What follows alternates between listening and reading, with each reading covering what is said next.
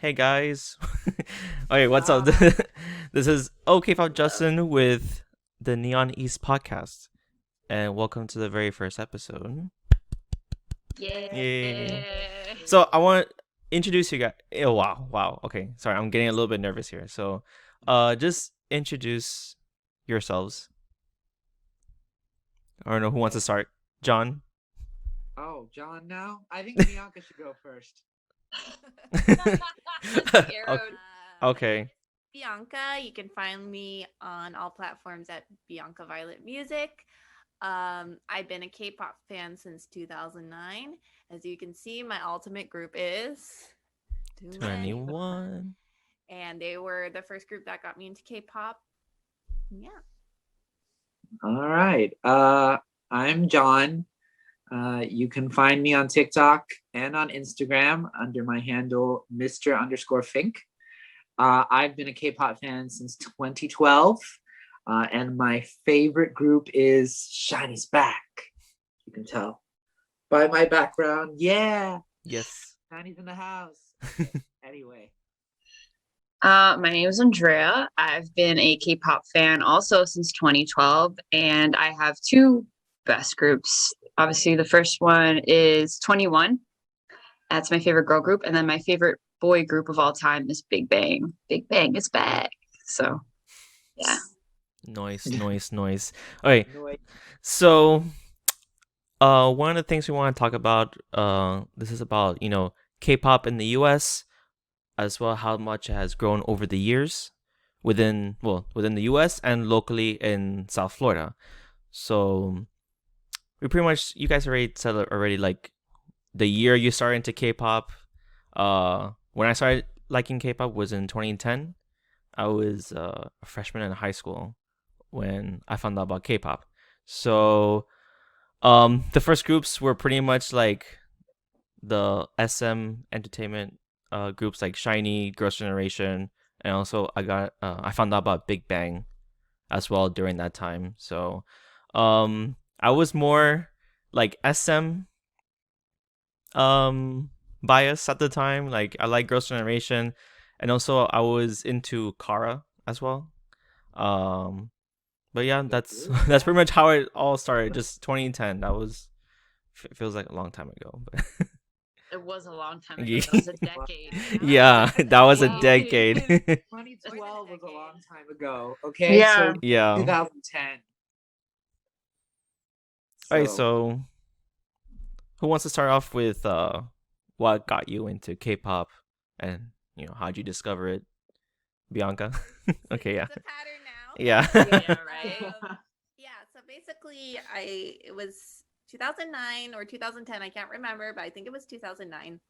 And I went to my friend's house after school, and there was a website called J-Pop Asia, which we used to see all the J-pop songs. But there was a K-pop section that I was not aware of, but my friend was aware of, and she was starting to watch K-pop videos and get really into it. So she decided to show me one to pique my interest, and she showed me Lollipop by Big Bang and 21. And when I saw the video, I really thought it was the strangest thing I'd ever seen. And I was like, this is so weird. And I didn't really like it at first because it was just so out there. But something about the video really stuck with me because I had never seen a video like that in modern pop music at that time, with all the choreography and the outfits and the stages. So I just grew more and more curious over time as the feeling of weirdness subsided. And I started looking it up on my own, YouTubing it. And then after a few weeks, I was already down the rabbit hole. I knew all about all the other groups: Big Bang, Shiny, Super Junior, Girls' Generation. And I was a K-pop fan ever since then. Cool. Noise. Mm. I guess I'll go next. So I have been into J-pop since I was a teen. I used to watch anime a lot, and I loved J-pop. And I was really tired. This was back in 2012. I was really tired of the American music scene. Like there was just nothing coming out that was really catching my interest or really pulling me in. so I was starving for music. I really wanted something new, and I found this website. I I don't remember what it was called, but it was a chart site that had, and it might have been, was it J-Pop Asia? It was Bianca, J-Pop Asia. Did that also have like the different Yeah, charts the on it? charts. Yeah, Yeah, they Okay, that's it had might have J-pop been that Asia. one too. It might have been that one. So it had the J-pop charts there, and I was looking at that. I'm like, oh, okay, yeah, And then I saw the K-pop charts in the middle, and then I was like, K-pop, what is this? And I saw that the number one song was Shiny Sherlock, and I'm like, who is this Shiny with SHIN capital lowercase e? And I was like, okay. So I clicked the video, and it was just like a vortex of like color and fashion and nail art and just androgyny and hair extensions. Me being like 20 something year old gay man, I was living. Well, no, you know what? I wasn't living at first. I was kind of shocked at what I was seeing, because it was just a lot to take in all at once. Like, my body was just like, what is this? So at first I was like, this was so dumb. Like, I can't believe how dumb this was. I'm going to watch this just 10 times over just to convince myself that, this is so dumb. And after the 10th time, I was like, I love this, and I needed more. I started looking up all their music videos. And when I couldn't get enough of that, I started looking up their reality shows. Hello, Baby, the one where they had to convince the Nuna to date them. Just everything that I could get my hands on. I learned all the members' names, and yeah, the rest is history. So mine was a strange route, and it all started with a little book by Jane Austen called Pride and Prejudice. Basically, I I came off of watching Pride and Prejudice in 2006, and I was starving for manga that was very similar to it. And I found this manga called Hana Yori Dango, which I mean, today everybody knows. Everybody who's watched any Asian drama or knows, who's a weeb at some point, knows about Hana Yori Dango. But at the time, it wasn't that big of a thing. And so I went into college, and I didn't know that there was a live action until my friend who watched a lot of Asian dramas at the time was like, "Oh, did you know there's a live action?" I'm like, "You mean there's a live action?" No, there's a live action. I'm like, oh. So then I started watching the Japanese version, and then there was a Korean version in 2009. So in 2009 rolled around, I started watching that, and before that, I tried watching K-dramas before because I wasn't a K-drama fan. I started watching, Full House, and I didn't really like it. But I watched that, and then it just got me sort of like a little crack in the window to K-pop. And then another year later, 2010, I remember going to a house party, and two of my friends started putting Girls' Generation. I'm like, what's this group? And it was G. So it was just very weird, like very, very colorful, 9 girls, and they're dancing in a way, and you're like, what the am I watching? I'm sorry, can I say that, or are you gonna beat me? I'll probably beat that. Okay. Well, I'm sorry. But yeah, what was I watching? So I was looking at it. I'm like, okay, and then they started showing me Rain with Yeah. Rainism, and I'm like, oh, this hot guy with the body rolls. And then they started showing me Taeyang, and I'm like, and at that point I didn't know anything about Big Bang. So Taeyang, I was like, oh, it's just another hot guy.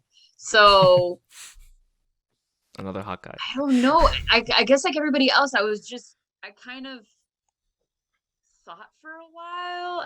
I just was in the moment of what was going on, and then I started going down the YouTube route. And once I went down the YouTube route, I started watching Girls' Generation a lot, and a lot of Super Junior. So I would ship them Like I was at the point where I was like shipping them already. And then I would watch Shiny, and I would watch all the variety shows, and then Big Bang came. And that was it. Then everything just clicked, and I couldn't stop. So that's the rest is history too, I guess. Bianca, I can't hear you. Yeah, I think you're. Oh. Oh, there you Okay. go. There you Okay, go. I you're was back. like, Big Bang. Big Bang. Yeah, Let me I mean, I forgot to mention. Oh, yeah, we can hear you, but I forgot to mention I did like a lot of J-pop back in the day before I got into K-pop. So Yeah, I think we all started out as weebs. Mhm. somehow, Yeah. you know? Well, Yeah, I we did. actually think there's two ways into K-pop. So Yes. you're either gonna go the K-drama route, Mhm. or you're gonna go the anime J-pop K-pop route. Mhm. Which it's interesting because the K drama route is like not like you have to be looking for it. You know what I mean? Like Sure. it's not as accessible as like anime Mhm. has been over the past like 20 years. So like K dramas, like you really have to. I think maybe you started with Japanese dramas. I don't know. So I always was surprised by the K drama route. Well, I would say with our generation of Mhm. K-pop fans, it was harder, much Yeah. harder. But now there's Netflix. Oh yeah. And you Yeah. could just watch. You go to the romance section. You're right. I always see Yeah. romance section, and it has its own section, which is great. I'm so happy about that. Yeah. But when I was there, like, I don't know if you guys remember, but there was a website called My Soju, and they had Oh Yes. Yes. everything, I every remember. Asian country that you could think of was on there. It was Memory. beautiful. And then they took Wow. it down. Rest in peace. Well, Oh, that yeah. reminds me when I was first getting into K-pop and I was a broke mid-20 something. I mean, not even a broke. I mean, it's just albums are expensive to buy, especially before Yeah. like Apple Music came. There was this website called K2N Blog, Yes. and Yeah. I mean, kids, buy your music, please. Don't do this at home. I'm not endorsing illegal downloading. But sometimes when you didn't know if you liked the band that much, and you wanted to listen to the album before people were uploading them all on YouTube, like you kind of had to be resourceful. So K2N Blog was where you went to like find the K-pop album. And if I liked the album, I would buy the physical, because the physical was just great, Yeah. Oh, yeah, but nowadays we just listen to Spotify or Now Apple you- Music. Yeah, I was gonna Yeah. say now you can Exactly. stream. Yeah. And that was the other thing. Like, not every K-pop artist was available on iTunes either. You know That's what I true. mean? So- That's true. Mhm. I mean, So- now there are. yeah, or their Japanese releases are so hard to get. Oh Yeah. my god. Yeah. Before, yeah. I mean, they still have now. They have them in Apple Music. Yes. Like, Like from I would say, in like the past 3 years, they added them on. Yeah. But yeah. Yeah. All this just brings to one of our next part of the topic, which is the challenges Mhm. and struggles.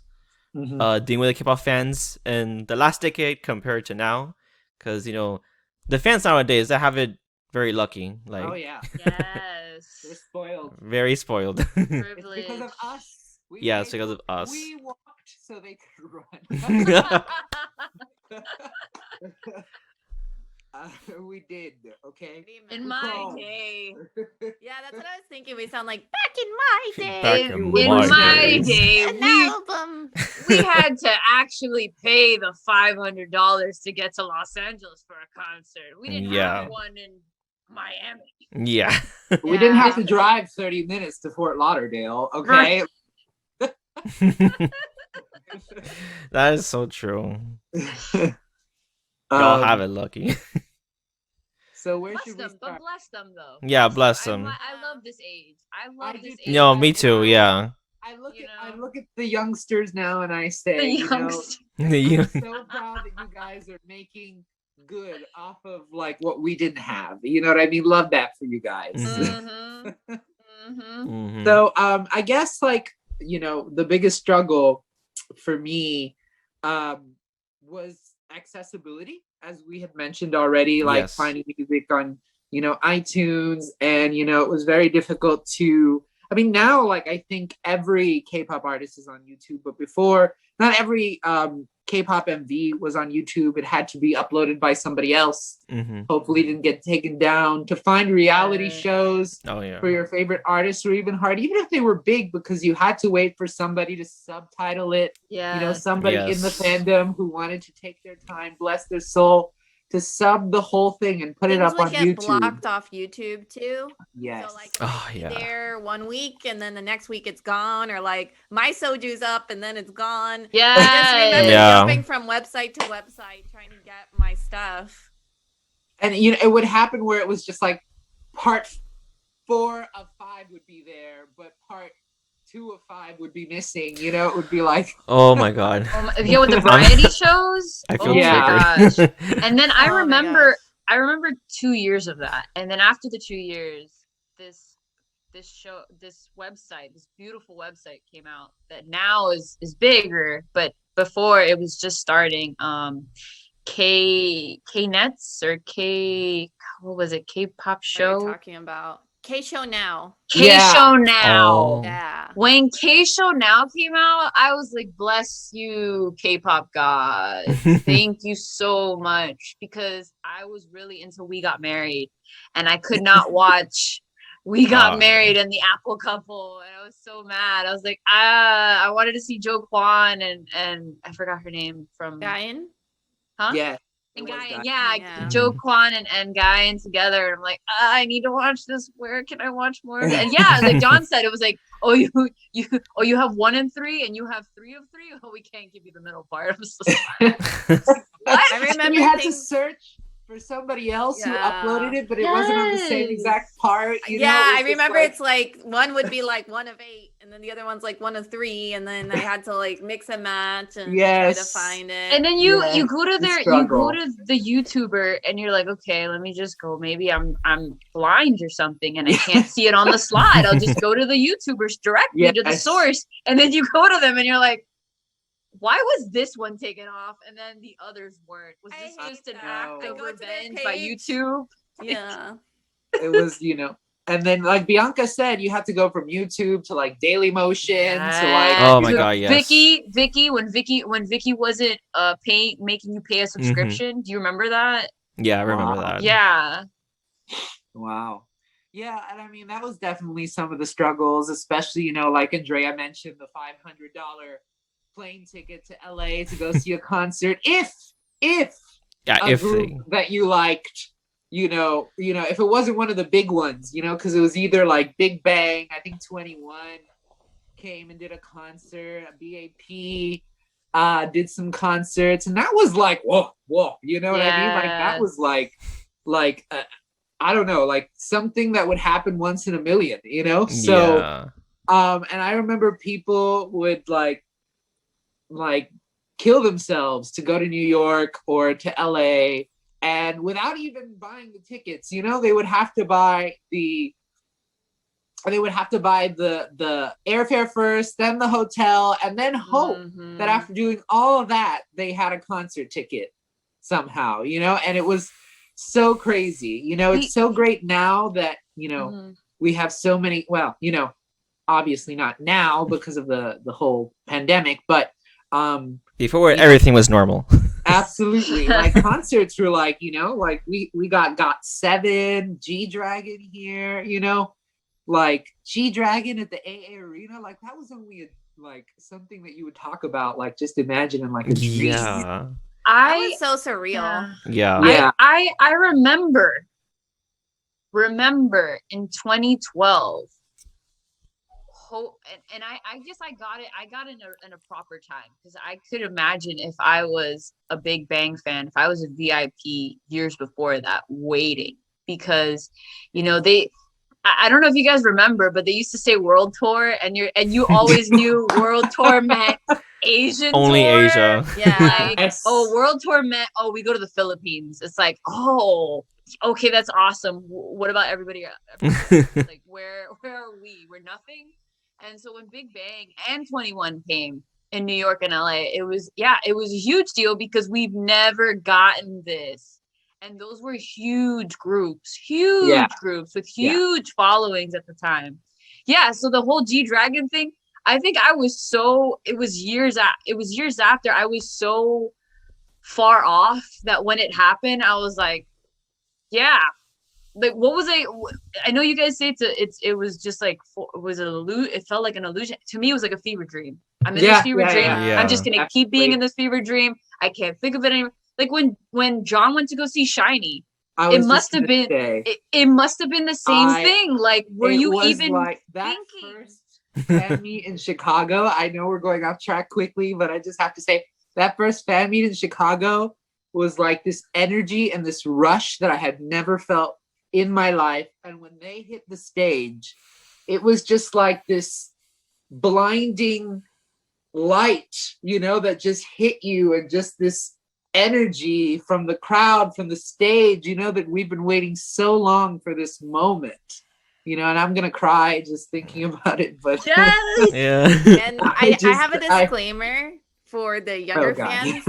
If you see a group and they're coming close and it's feasible for you to go, please go. Because when I saw, like, I was going to see 21 in New York, but that back then money was tighter for me, and I ended up not going because my dad's like, oh, they'll come again. No, they never came again. No. 21 is disbanded. Oh I missed Bianca. several chances to see them, and I regret it so much. So please see your group if they're coming. Bianca, same. I have the same story. We're going a piggyback off you. I didn't get to see 21, and I didn't see Big Bang the first time, and it wasn't because of money. It was because I didn't have anybody. I didn't have you guys at the time, and I didn't want to go by myself.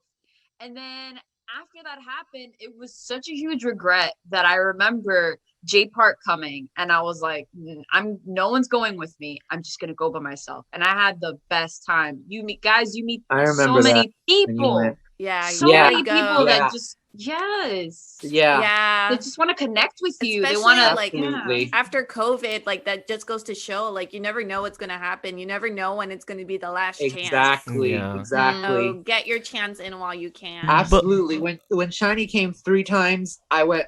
Well, they came a couple times, but every time they came, like, if they had 2 shows, I would go to at least 1. I know people who like were like crazy and they went to every single possible show. Like, there's people like that. I wish I could Moneyball like that. Just like high rolling, but.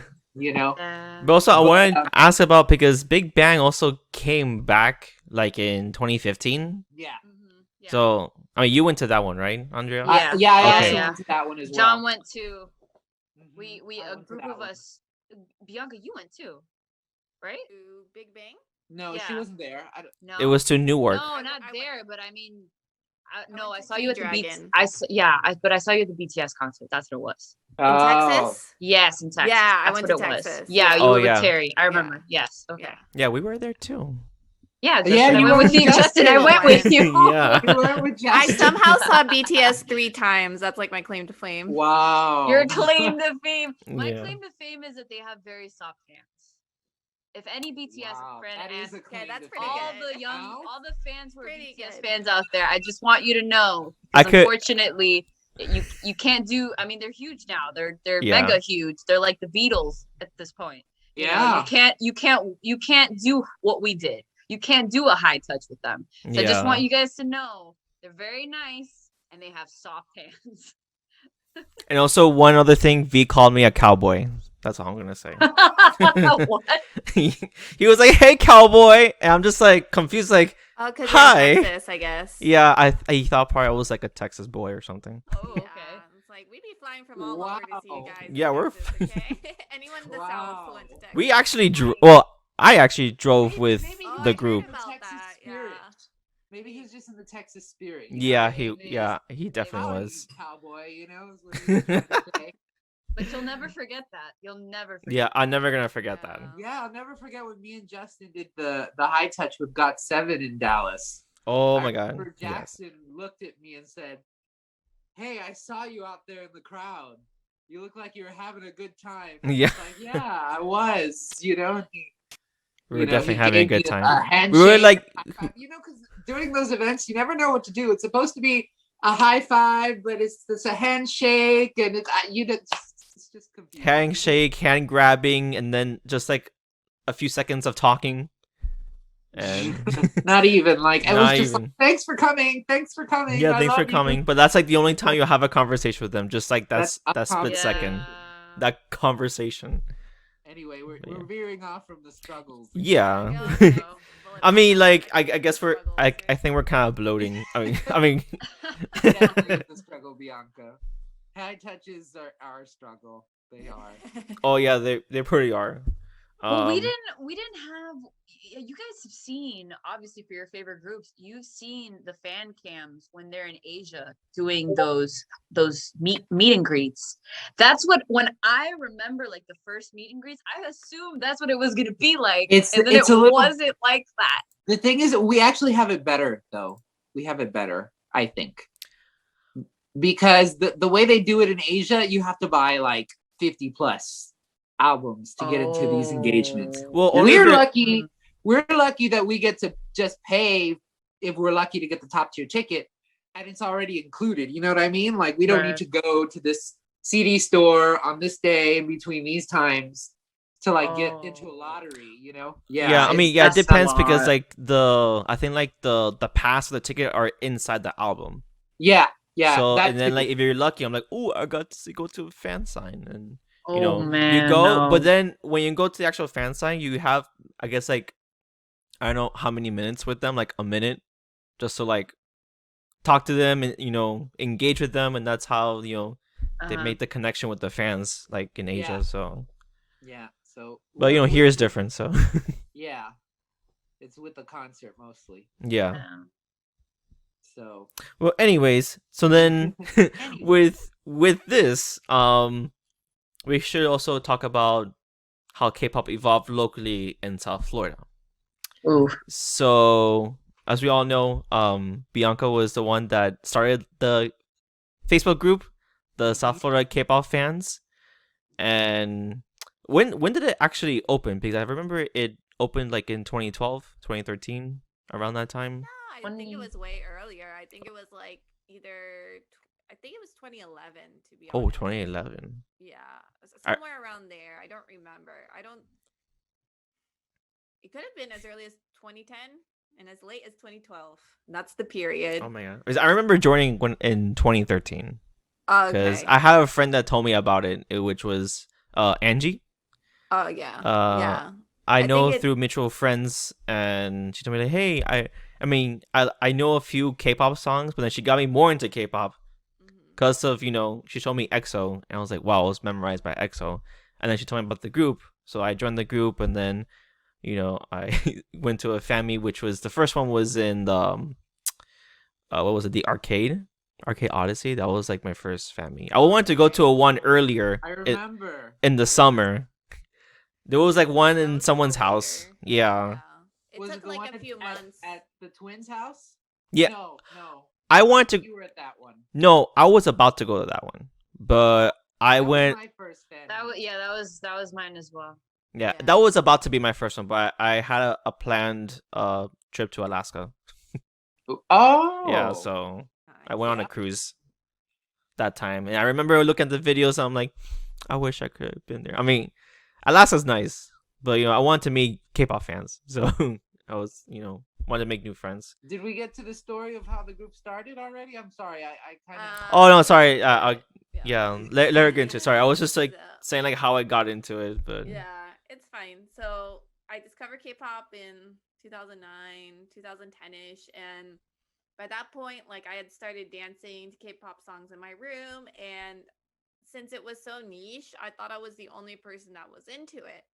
So then every summer I usually go to Brazil, and I went to an anime con in Brazil, like one of the biggest ones there, if not the biggest. I'm not sure. I think it's the biggest. And I saw on the schedule that they had like all these K-pop related things, and I went to check it out, and there was a whole K-pop room filled with people dancing K-pop songs, and there were cover group performances, and there were games and all sorts of things, and I was just blown away because this thing that I was doing in my room by myself, just dancing to these music videos, was actually like a legit thing, and other people were into it. And that just made me so happy. So then when I came back from that trip, I decided to create the group and create a dance cover group kind of inspired by what I had seen in Brazil. And that's how it all took off. Wow. I always to think me- that story is really cool because like you've said it before, and like it must have been like going into another world where you think, oh my God, I'm so alone. I'm the only one who likes K-pop, and then you go to this place, this other country where everybody's doing the cover dances and especially like the fact that other people liked K-pop, because for me it was just something that my friend found, and she was into pretty out there things already. Right. So I thought it was an out there thing. So to see so many people that liked it, and to see merch being sold and things like this that I had always wished for manifesting physically in front of me, it was crazy. And then also I thought I was weird because I actually thought that it was my own idea to just dance to it, that other people hadn't had that idea either. So those two things were awesome to see. That's crazy. Yeah, where you find, wow, like here I thought I was a weirdo, and you know, find all these other people are doing the same thing that I do. You know, that's so cool. That's something that I really liked about joining the South Florida K-pop community when you made the group. And I remember I joined because I was looking for more people, you know, like Bianca said, you know, it was something that you just indulged in on your own, and you didn't think that anybody else liked it. And I was like, there has to be more people out there who like this. It can't only be me. And I had made a friend with this girl named Natalie Lomanchar. She's now known as like K-Junkies Natalie. She has a YouTube channel with her girlfriend Amanda, which is really cool.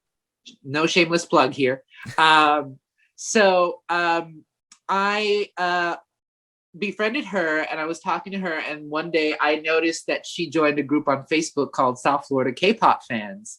So I'm just like, whoa, there's a whole Facebook group. So I went and I joined, and I started seeing how, you know, interactive everybody was, you know, posting about comebacks and about their biases. Oh, and that was another thing. I didn't know what a bias was. I didn't know what an all kill was. I didn't know what, you know, all these like K-pop lingo things, you know, which were not grammatically correct, you know, but like people were like using it. I was just immersed in this new world.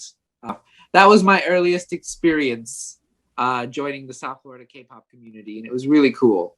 Yeah, and I just really quick, while we're on the topic, want to give a shout out to everybody in the group, because I made the group, but I just kind of let it take course. And so many people contributed to the group to make it what it was. It wasn't just one person. It was a group effort, and people organized fan meets and fun events to do. And also, it's really cool how people met their friends, their partners, and everything just from this small group. So I'm really happy that I was able to create that space, but it's really all the people that came in and made the space what it was and put their energy and their love for K-pop into the space of that group. So I think that's really awesome. Amen. Yes. True. I remember like when I first joined, it was like I think around 30 or 40 people in, and now it's come like a long way. It's like I don't know how many members there are in that group. It's definitely not what it used to be, but yeah, we started, you know, very small. Yeah. What about you, Andrea? So I came in, so after the whole thing that I told you about with my friends, and then learning about Big Bang, and then I was just like, oh, all this stuff. And I learned a lot. Like John got educated by people. I got educated by the internet, as you know, as you do. So I was being educated by the internet and learning all these things about, oh, there's the big three, and it's this and this and that and everything. And I remember that when I was going to University of Miami, the anime club was starting their very first convention. So, which was a big deal. It was called Huracan. And I wanted to do a panel on K-pop. And like Bianca, I felt like I was on an island, because besides those two friends, I didn't think I knew anybody who like K-pop. At the time, it was all like, oh yeah, I know, but I think I've seen it. I think I've heard it, but I really like J-pop. Or I watch anime. Oh, you watch Asian dramas? I don't really care for it. So I felt like I was on an island. So I thought, oh, I'm going to do this. And then I remember the president, who's my friend, he said, hey, there's this girl who also, Andrea, the thing is there's this other girl who wants to do it too. And I'm like, oh, wait, there's another girl. And I was like, yes, another person. I was super excited. And so he got me in touch with Bianca. And so I got in touch with Bianca on Facebook, and we started talking and what we were going to do. And she's like, you could do the education, like the legwork. And our group, have a group that's a dance group. I'm like, oh my God, that's so super cool. I was just very, very new. I was so new. So I was like, oh, that's so awesome. And yeah, we did that. And I remember her telling me, hey, if you want, there's also, I'm part of this group called the South Florida K-pop group. So then that's how I got into the group. And I met everybody at Huracan. Because at the time it was very small. So I met the main people at Huracan. And I don't know, I was 24. I was flailing around. I didn't know what I was doing with myself. I was getting almost to a quarter life crisis. And then all of a sudden this K-pop community comes in, and it's just like, here's a lifeline. Here you go. So I was very excited. I was very new. It was a euphoric time. That first year, the first 2 years were just I was dedicated to this group that I was in. I was very happy that I had these people. And it wasn't just like that we liked K-pop. Like Bianca was saying, a lot of friendships were forged, partnerships were forged. I mean, damn it. One of our friends just got married, had a baby. Yeah. Natalie and her fiance, they're going to get married. They met through this this group. Like, it's just shocking that how our relationships have formed through this group that was created almost a decade ago, so I'm very fortunate. I'm very blessed. And I was happy at the time that, this was something that I could be a part of. And I'm happy that we've done so much, though. Like, if you guys think about it, I know it's been a long time, but we did, as Bianca said, we did fan meets, we did events, we made a whole K-pop, we made a K-pop convention. Yeah. Before it was cool, we made a K-pop convention. Like, it was we had Block B come, the first K-pop group in Miami. We had, but I don't think at the time, because people say like, oh, what's the big deal? There's K-pop conventions everywhere. Like, nobody had that. Yeah. Except for Mnet. Mnet had LA. And then you had in Texas, you had what is it? Hallyu Fest? No. I think we only had K-Con, and that was it. Are you sure there wasn't a Hallyu Fest? Yeah, there was something in Texas. Another one in LA. No, there was something in Texas. There's like a festival that they have annually. But anyway, it doesn't matter. It might be DC. Besides that, no one had a fan run convention. We were fans, especially in Florida. In Florida. And in the East Coast, we were the first. No one, and it was run by a community. Obviously, we had Ted, who was the person financing, because he also had his booth. And Ted, if everybody doesn't understand, Ted is a person who he runs. You probably seen him if you go into a convention. You've probably seen him with his store in Orlando. Or his store in Orlando. This is for people who don't live. Weren't you in that group originally too, Andrea? The K-pop. I was K-pop USA. K-pop in USA. Yeah, K-pop in USA. Like, for people who are not in Florida, Ted is a person who goes to a lot of conventions, and he was the one with all the K-pop before everybody else had K-pop. Right. You could see, and he had the big screens. He still is K-pop. Yeah. He's still the big number one. In Florida, he's like the K-pop man, I think. Yeah. So sorry that we veered off, but yeah, it's just still to this day, it was mind blowing because I remember even, I think a month before that, a bunch of us wanted to create a YouTube channel because it was a drought. It was a drought for us. We wanted to do something to go even further because we felt like there wasn't enough for us, you know? As we said before, that LA had concerts, New York had concerts, sometimes maybe Texas. But out of all that, we didn't have anything. So we kind of wanted something, and we were trying to do a YouTube channel. And then all of a sudden Ted's like, hey, I'm going to make a K-pop convention and you guys want to help out. And then it just happened.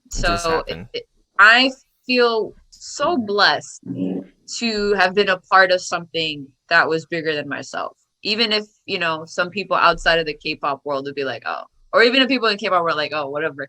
Like, no, it was a big deal back then. Like, imagine a bunch of 20 somethings running something like that. And it wasn't just like this rinky dink, you know, a rinky-dink little K-pop convention. There were a lot of people coming to this thing. We put a lot of like a regular 100 people show up that first convention.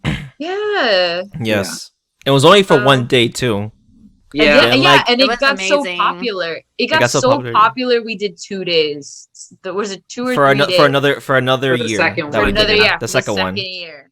Yeah, I thought it was more than 2 days. I think it was the second one. I think we did a whole weekend. No, I think it was 2 days. The thing is, it's a whole weekend because we worked on it. Right. So I guess it felt probably longer. Yeah. And actually, like, I'll never forget that performing at that con. I think that's probably my favorite K-pop cover dance performance I've ever done with GPK. Everyone was just so excited. Was crazy. Yeah, because it was fun too. Because like we had made the mix and stuff, and like thinking about how people would react back then. Yeah, but I remember we got into the formation. I don't even remember the song. That song by EXO that starts with the clapping. Overdose. Yeah, I remember us getting into that formation, and everybody screamed so loud that we couldn't even hear the music. Wow. Like Natalie knew she had to jump. Chill. So she just kind of we tried to like time it based off like the vibe and like our practices, but we couldn't even hear the music because everyone went so crazy. And I think that's the best like reaction like from an audience that we've ever had.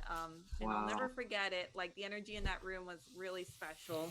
I'm getting flashbacks right now from that time. I'm just getting like, you know, like nostalgia. Right? Yeah. I miss those days. Yeah, those were the days. All right, so it has evolved a lot. Like South Florida.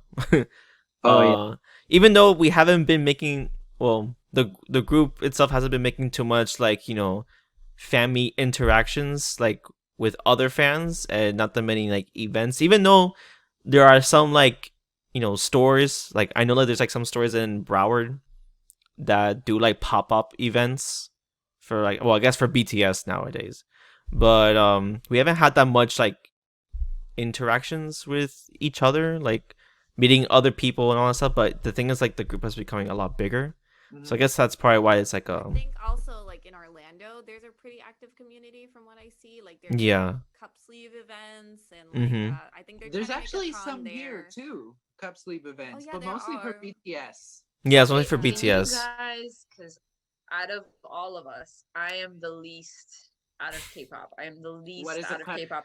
What is this cup sleeve event? Are they writing on the cups? Like, what is it? So basically, you go there and it's like, you know, it's like a cafe. You go and you order these special drinks. Normally, it's for like somebody's birthday or the group's anniversary.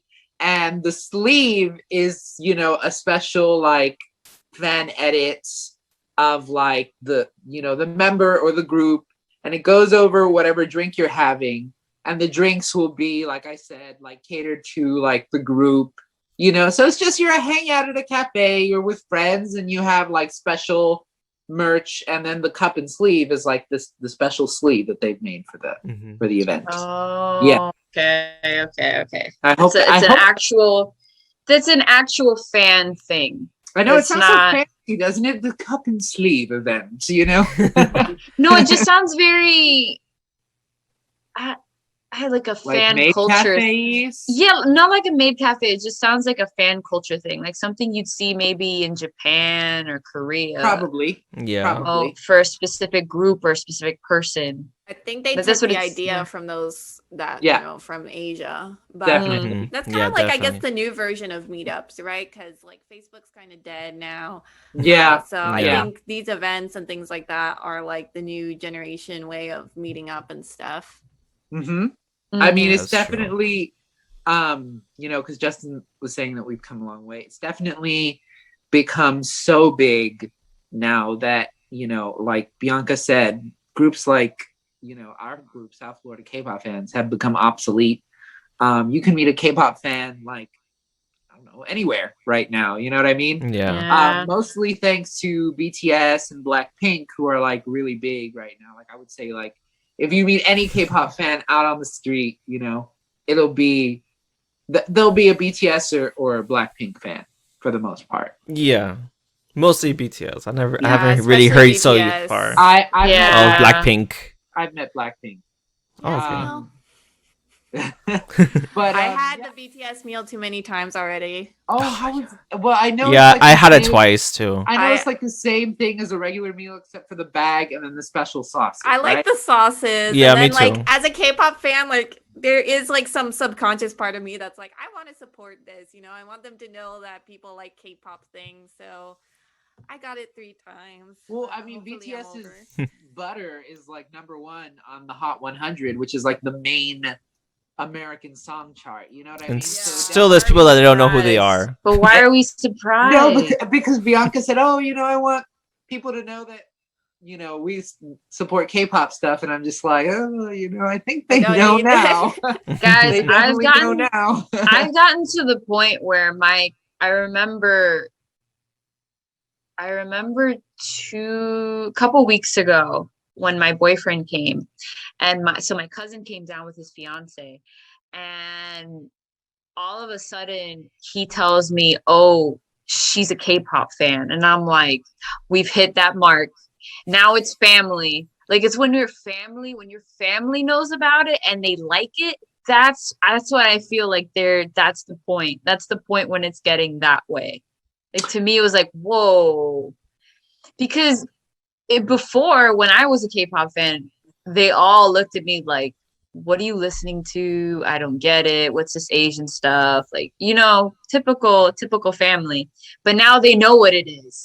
They at least know what Right. it is, and it's like, Mhm. whoa, step You- back now. But that I feel like that you know, it's a double-edged sword, really, because you know, like especially back in 2012, when Gangnam Style took off, and I think that was like the pinnacle point of like K-pop's expansion or Holly's expansion into the West. I feel like every time I would say, "Oh yeah, I like K-pop," it's like, "Oh, like Gangnam Style," you know, and it would be like, Yeah. "No, but yes, like, no. you know, we're on the track, but not really like on there quite yet, you know." And you Yeah. know, because people took Gangnam Style as kind of like a jokey, fun thing, you know what I mean? Yeah. Like it wasn't an encapsulation of what K-pop really was or is, Mhm. you know. Mm-hmm. It's more to K-pop than just Gangnam Style. And I would say the same about no hate, armies, please, but I would say the same about BTS. You know, I feel like every time I say that I'm a K-pop stan, people expect me to be like, "Oh my god, BTS," you know, which is not the case for me because like you know, K-pop is so big now, but I think people don't realize that there's so many other groups out there. It's like not just BTS or Blackpink, and so many different genres within K-pop, because K-pop is a genre, but there's so many other genres that make up K-pop, and it's just there's so much more to it than, you know. Yeah, which actually kind of brings me to like our last part of the discussion is like, since like K-pop is now mainstream, like what are like the pros and cons of its like popularity? We kind of like pointed like a few things before, but we should like mention. Should I some bring things the big? down. Should I talk about the big elephant in the room? Starts with a T, ends with The an T. er. Starts with a T, ends with an er. Oh, No. maybe. I Yeah, don't know yeah. what that is. Twitter. Twitter. It's Twitter. on Twitter. That's why I don't know. Twitter okay. is I'm on Twitter. Twitter is the boil of social media. The If I could, boil. the boil Yeah. of social media. No, because cancer is like, to say it's a cancer, I feel like that's kind of offensive. So let's just say the boil. It's the boil of social media. Mhm. Like it's disgusting. I mean, it could be a great place. Don't get me wrong. Social media has its benefits, you know, bringing in community, having you know, become friends with people. But my gosh, I don't know what it is about Twitter that makes it. Maybe it's because it's a lot of the Tumblr people just decided, you know, there was no more Tumblr like it used to be, and they all just Mhm. moved to Twitter. And Twitter now has a lot of younger people, very young. And so these are people that don't understand that when you tell people to go kill themselves, that means something, but you're Mhm. 15 and you have no idea. So you know, you don't have you have the maturity of a gnat. And I get it because I was 15, but there's so many of them. And a lot of them have like their little icons, whether it's BTS or another group, doesn't Mhm. matter. And they're just there to be vicious. They're there to be vicious. They're there to be, I don't know what it is about, since I guess because K-pop's gotten bigger, and of course if something gets bigger, you're going to have the positive with the negative. And a lot of these fans, they're kind of like football fans, you know, my group's the best and your group sucks. My group has this many album sales and your group has what? And the flopping, you know, I hate that word. It's a flop. Hate that word so much because of K-pop. I think that's like the worst word to come out of K-pop flop. jargon. Yeah, is flop. Because it's like you didn't initially come into K-pop for you to ruin another person's parade. You came into K-pop because you love the music. You didn't come into it for the hoopla. You came into it because you love the music.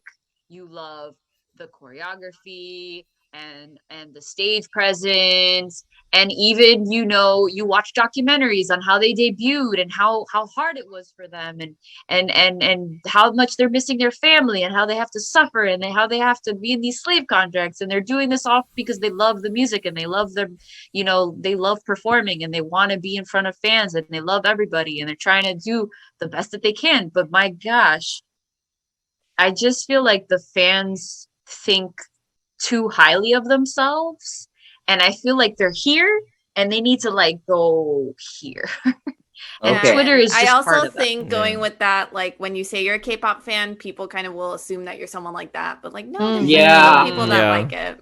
Yeah, definitely. Yeah, exactly. Well, any positives, Andrea? Well, Yeah. no, you said the negatives and that was just the only, I feel, to me, that's the only negative. Everything else is, I mean, I met the best people of my life through K-pop. So, you know, relationships that were formed were through K-pop. And just the music is, I mean, it's just great. I don't have any complaints in that realm. It's just a lot of fan things are what bother me, you know, that I think are negative. But besides that, everything else, you know, the community that we built was great. So I think those are the positives. It brought a community together, you know, and it brought communities, because I feel like we were one of the first, because I remember when we had these K-pop concerts, you know, I would ask people from other countries, wow, from other states, my bad, from other states, I would ask them, like, you know, if they're some of them were from Texas or New York or whatever, and I said, oh, do you guys have something like this? Like, this is what they're like, no, we don't have anything like at the time.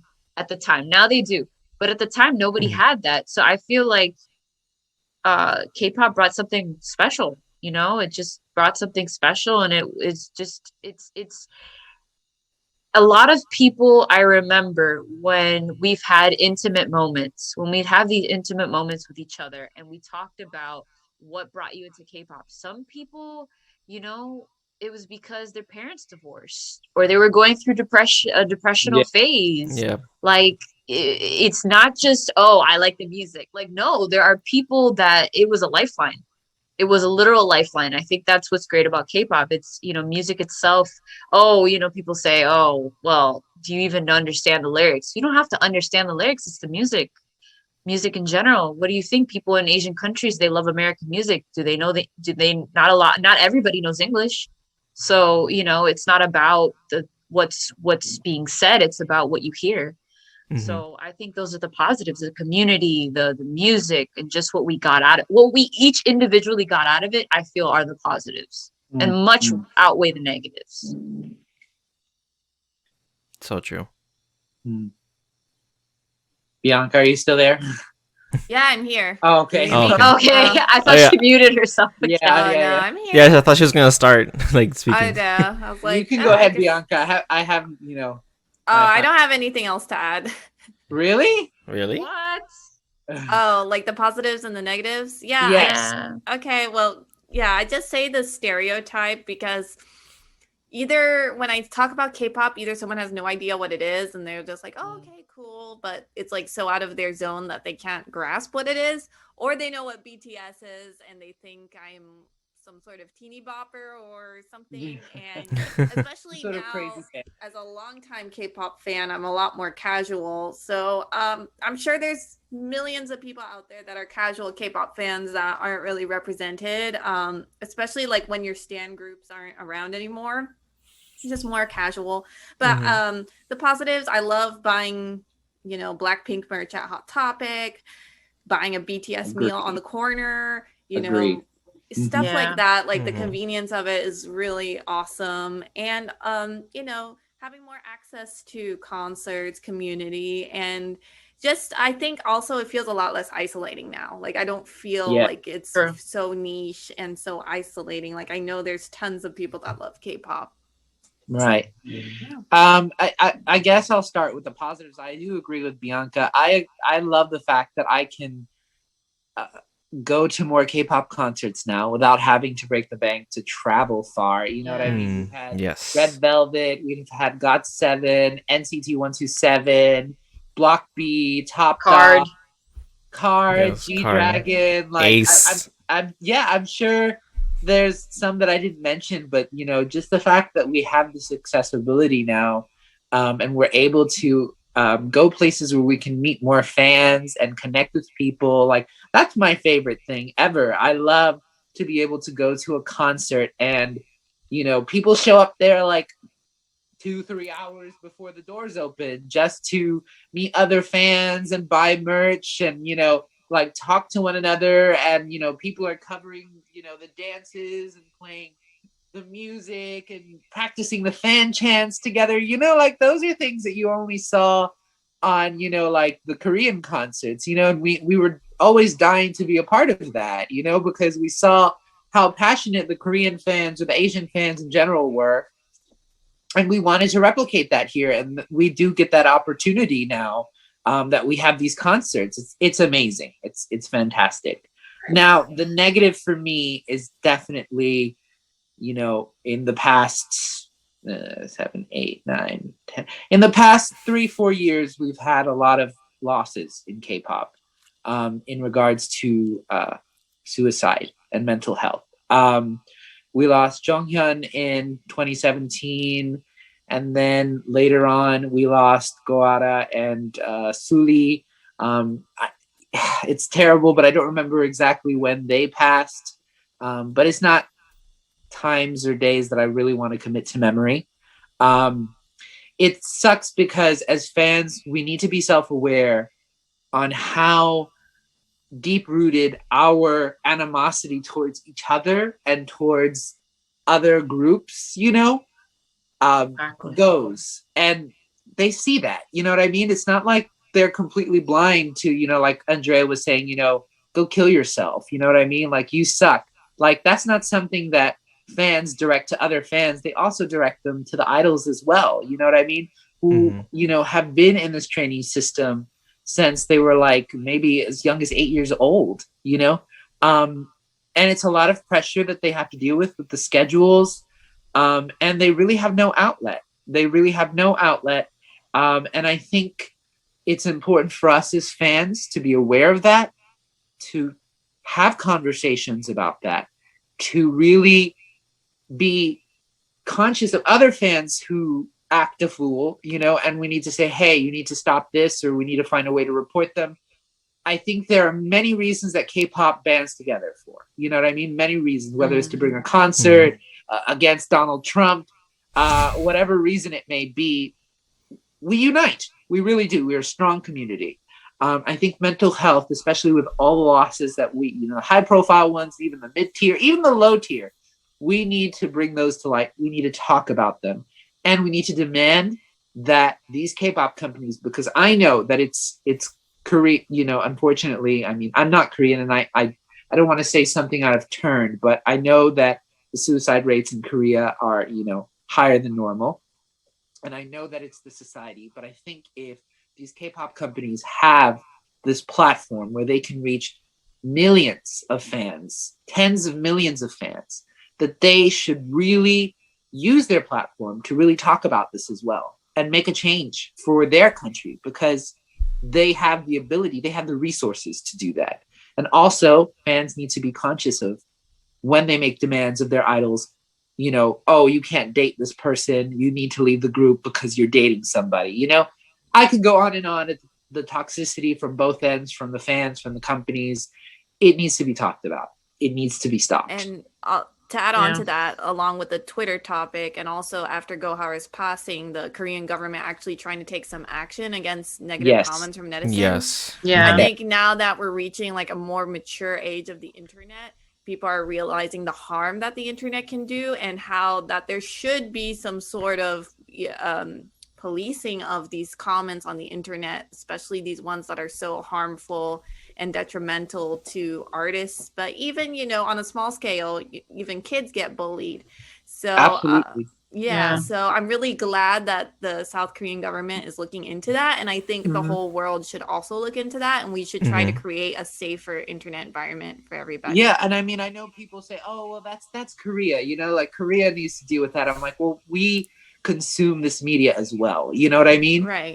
We also contribute to the mental state of these people, and we shouldn't wait until it's too late to say something, you know, or to do something. Yeah, it's not even that. It's people that we know, you know, people that are close to us have been traumatized by these people online, who think it's their authority to tell you that that you're disgusting, or that you're a bad person, or that you're this, or you're that. And then they get an army of people to get on you, and then they dox you. And it's just like, what is wrong? What are you trying to prove? Why are you trolling? What's because it's funny, because it's funny to me, because it's a joke, because I want to get a laugh out of it, because I haven't, you know.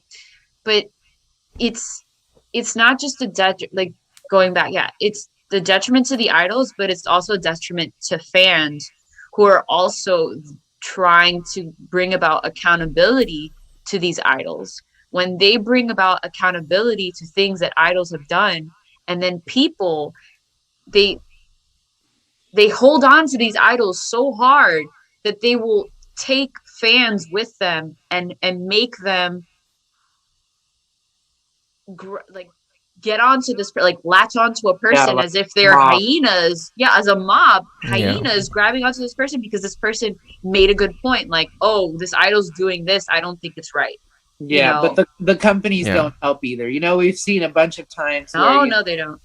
Like, you know, fans demand an idol's removal from the group because of, you know, they dated somebody, or, you know, they were smoking a cigarette, or, you know, it's